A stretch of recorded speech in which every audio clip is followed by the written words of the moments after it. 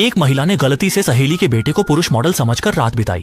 उसे असली पहचान का पता नहीं था। बाद में उसने दिखावे के लिए 10,000 युआन टिप दी। जब सहेली को पता चला दोस्त ने पुरुष मॉडल के साथ रात बिताई तो वह उत्साहित होकर अनुभव पूछने लगी। अगर अच्छा हो तो तुम मुझे भी बता देना। सहेली को अभी तक यह नहीं पता था कि जिस पुरुष मॉडल की वह बात कर रही है वह असल में उसका अपना बेटा है। दरअसल एक दिन पहले महिला को उसकी सहेलियों ने क्लब ले जाया था। इसी बीच उसकी सहेली का एक फोन आया। सहेली ने बेटे को क्लब बुला लिया ताकि वह उसे घर ले जाए।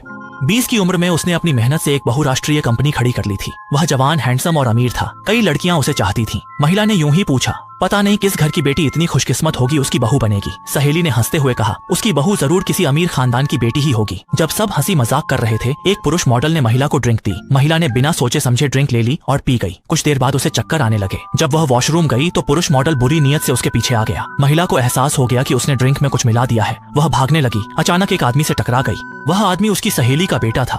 उसने एक नजर में ही पहचान लिया कि यह महिला उसकी माँ की दोस्त है, लेकिन महिला उसे नहीं पहचान पाई और वह क्लब का कोई पुरुष मॉडल है। उसे अपना जे याओ उपचार बना भी लिया तो कोई नुकसान नहीं, ऐसा सोचकर उसने उससे मदद मांगी। उसे यह नहीं पता था कि वह आदमी उसे पसंद करता था। महिला भी उसकी जे याओ बन गई। अगले दिन महिला की नींद उसके बॉयफ्रेंड के फोन से खुली। आज उसकी और उसके बॉयफ्रेंड की सगाई है। उसकी नजर अपने बगल में लेटे एक और आदमी पर पड़ी, जिससे उसे पिछली रात की सारी घटनाएं याद आ गईं। जब बॉयफ्रेंड ने पूछा तो वह झूठ बोल गई, मैं कल रात ज्यादा पी गई थी।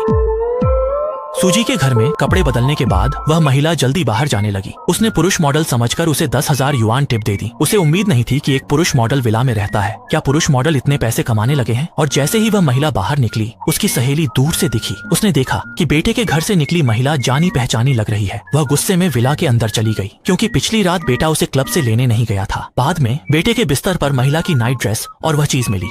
बेटे ने पूछा महिला कौन है, पर पुरुष ने कहा अभी नहीं बताएगा। उसे डर था माँ को पता चला तो ब्लड प्रेशर बढ़ जाएगा। इसी बीच सास महिला के देर से आने पर गुस्सा थी। उसके चेहरे से साफ था कि उसे वह महिला पसंद नहीं। पिछली रात उसी ने किसी को भेजकर महिला को नशीला पदार्थ देने को कहा था ताकि उसकी इज्जत खराब हो और वह बेटे से सगाई तोड़ सके। बॉयफ्रेंड ने माँ से कहा गर्लफ्रेंड को परेशान न करे और सगाई जल्दी तय करे। लेकिन तभी महिला को कंपनी से फोन आया कि शेंगशी ग्रुप के अध्यक्ष प्रोजेक्ट देखने आ रहे हैं और इस प्रोजेक्ट की जिम्मेदारी महिला और बॉयफ्रेंड दोनों को कंपनी लौटना होगा।